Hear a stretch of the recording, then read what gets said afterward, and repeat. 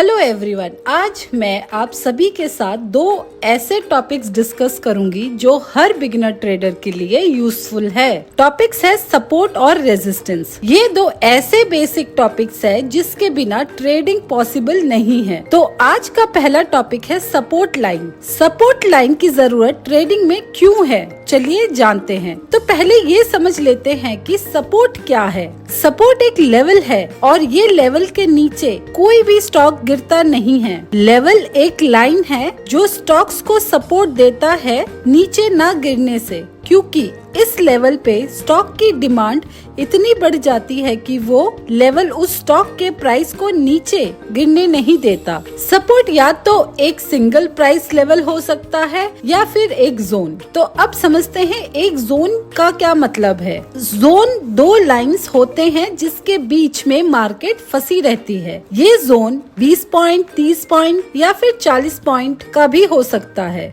Support level एक reference point देता है जहाँ से अक्सर बाइंग हुई है या फिर फ्यूचर में बाइंग होगी। अब जानते हैं कि सपोर्ट लाइन या फिर सपोर्ट जोन को कैसे पहचानना है। इसके लिए ये दिए हुए स्टेप्स, जैसे कि कोई भी स्टॉक्स के हिस्टोरिकल प्राइस डेटा को देखना, उसके स्टॉक्स के एक्सट्रीम लोज को पहचानना, हर एक लो पॉइंट को मार्क करना और फिर उन लो पॉइंट्स को कनेक्ट करना। अब जानते हैं हिस्टोरिकल प्राइस डेटा को कैसे देखना है। जिस स्टॉक का प्राइस डेटा देखना है उस स्टॉक्स के चार्ट को ओपन कर लो और ये चार्ट कैंडलस्टिक्स पैटर्न में बेटर होता है। वैसे पैटर्न्स तो और भी होते हैं पर लाइन पैटर्न से बेटर है चार्ट स्टिक पैटर्न। अब उस स्टॉक्स के एक्सट्रीम लोज को कैसे पता करना है, चलिए जानते हैं। कोशिश कीजिए पहले प्राइस पॉइंट या फिर जोन को फाइंड करने की जिस प्राइस पॉइंट्स या जोन से वो स्टॉक ऊपर की तरफ गया। यहाँ प्राइस पॉइंट का मतलब है कि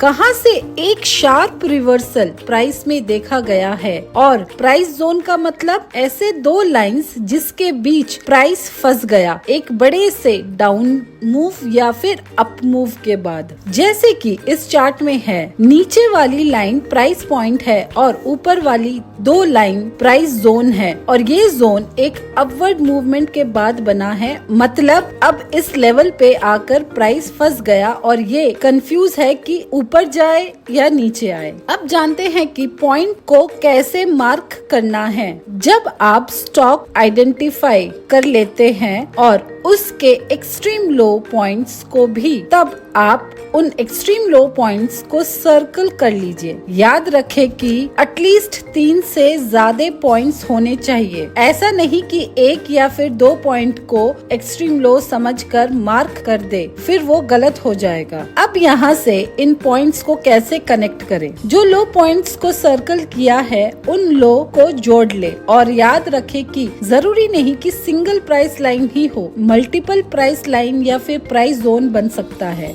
सपोर्ट लेवल एक आइडिया देता है कि हमें बाय कहाँ से करना है और ये भी कि सेल कहाँ पे करना है। आज के टॉपिक में बस इतना ही।